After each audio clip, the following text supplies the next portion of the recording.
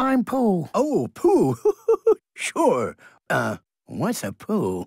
You're sitting on one. I seem to remember Winnie the Pooh being the most adorable, pantsless character on the Disney roster, but if I'm being honest... Pooh? Christopher Robin. No. This new bear is not giving me the same warm and fuzzy feeling.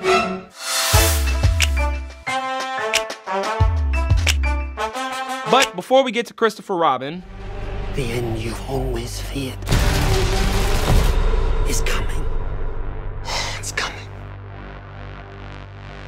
And the blood will be on your hands. Holding on to the #1 spot this week is Mission Impossible Fallout, bringing in an estimated $35 million in its second weekend out. That's a great sophomore weekend for Cruise and company, and Mission Impossible 6 is still making waves overseas. The worldwide box office total for Fallout sits at $329 million. On to #2. I do like a party. Come on, Pooh. What should happen if you forget about me? Silly old bear. I won't ever forget about you, Pooh. I promise. Not even when I'm 100. Taking the #2 spot in its debut weekend is Disney's Christopher Robin, bringing in an estimated $25 million in its first weekend out. This is only the second time this year that a Disney release hasn't placed #1 in its debut. Also, it's the lowest nationwide opening for any Disney title since summer 2016. For what it's worth, that's less a knock on Pooh Bear and more so a sign of just how dominant Disney has been over the past few years. Bonjour!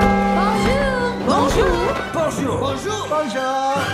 There goes the baker with his tray like always. Disney's live-action remakes have done extraordinarily well. Beauty and the Beast, for example, is the second highest-grossing PG-rated film of all time. The Jungle Book opened with a $100 million debut.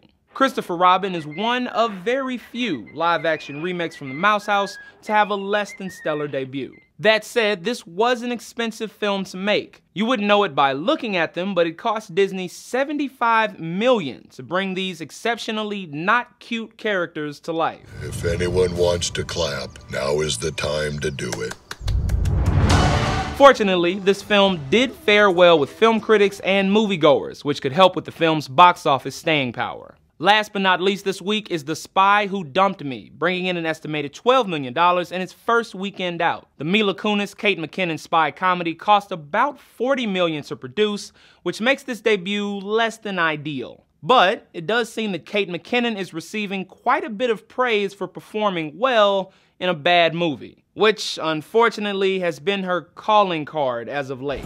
This is a poltergeist situation. I'm not doing anything. As for next week, Jason Statham has moved on from fighting humans and is now focusing on prehistoric fish.